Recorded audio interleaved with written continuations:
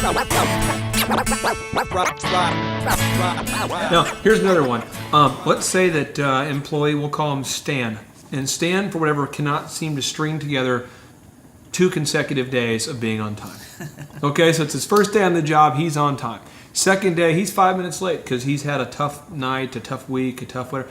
How would you handle the guy who's late 4 out of the first 6 das of work? How do you handle it? Well, first of all, you need to have a company policy on that. And you need to tell them when you're hired, if you come to work late 3 times in a month, Yeah. or a week, or Yeah. whatever you set your own, whatever you can deal with. What would you recommend? If you are just late to work, and there's no excuse for it, I would say maybe I might let it go 3 times in 6 months. Okay. And I would set the policy, and then I would follow up on it, because that's just somebody deciding not to get up in the morning and come to work, or they stayed up and drunk too much, and I can't deal with it. So I think it depends what your policy. If you set a policy, enforce it. Okay. If you want to have a policy that people can come to work Yeah. late once a month, And they'll be probably that'll be late the once. policy. And if you wanted to make it no more than 6 times a year, I've never been late to work in my life. So it's Yeah. possible not to be late.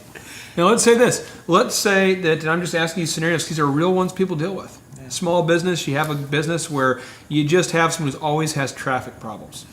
The traffic was crazy. How many times do you put up with that in a monthly where someone's late because of traffic before you terminate? It's not why you're late, it's you're late. Okay. That's all. And so how many times would you put up with it if you were... Same as I would have a policy. If you're late, you're late. It doesn't matter if it's traffic, or Okay. if a car dropped out of heaven and fell on your car, or your mother got out. It doesn't matter. You're late, because those are just excuses. And no. That's- The issue's late. It's not why you're late. That's not my problem. Late's the concern. Now, if you're late once because your wife had to go to the hospital, or a semi-trailer truck ran over your car, we can prove this, and this is fine. But not this constant. And a lot of this, by the way, we find out, people on drugs are the best liars in the world. They are the absolute best liars in the world. They'll have you believing their mother and it's again this morning, she was coughing up blood, and yesterday, and we find out her mother's died 3 years ago. I mean, and we find this out all the time. People on drugs, because they cover it up, they learn how to cover it up. And and it's a shock when you finally find out it's a drug problem. But they're the best liars. So you got to stay focused on the issue, not on why it's happening. How did you emotionally transition to a point where you got to a point where you felt okay holding people accountable? Because I know when you started off at the bottom. How long? What happened in your mind where you could transition to where you could actually hold people accountable and you could actually terminate someone who just wasn't willing to do the job? I almost lost my own job at Hilton. Early on, I was a young 27, 28-year-old director of food and beverage, and I had a chef. We were opening the Chicago Marriott, and I brought the chef with me from L.A., and it turned out it was a huge hotel. We'd do 8,000 people banquets, 5,000, 3,000, all this. Wow. He was over his head, and he was really messing up, and I was not dealing with it. I didn't know how to fire him. He was the nicest guy. I mean, I'd worked with him before. Nice guy. He just over his head. But a nice guy. He was doing the best he could, by the way. And you liked him. He's a I good liked person. him. And my boss called me in one day and said, Lee, are you going to deal with this?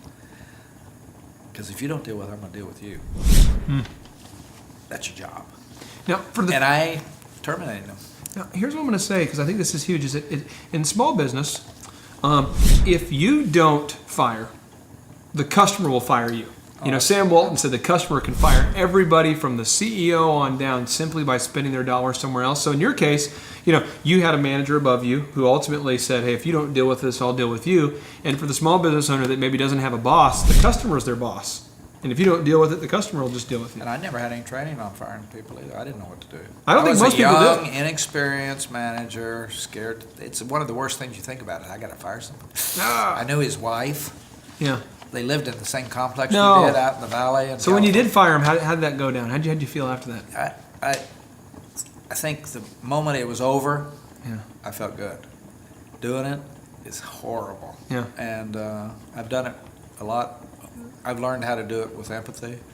I've had very high executives who I've done, and it was just, they weren't bad, but they just weren't the right person for the job anymore. And I've given him a date. And I said, I'm going to give you 6 months to find a job so you can find one while you have one. And by the way, your new job is to find a job. And by the way, if you need to fly somewhere, I'm going to pay for it. And we were able to do that at Disney. And then one time I had a guy that wouldn't perform, and I kept talking to him. Talking, never put him. And I called Gallup, who does profiling on executives. I said, why doesn't this guy leave? He stays, and I keep telling him it's not working. She said, he doesn't believe you. He thinks you're just going to keep talking because that's all you do. Yeah. And she said, give him a date. I called him in. I said, your last day is January 15th.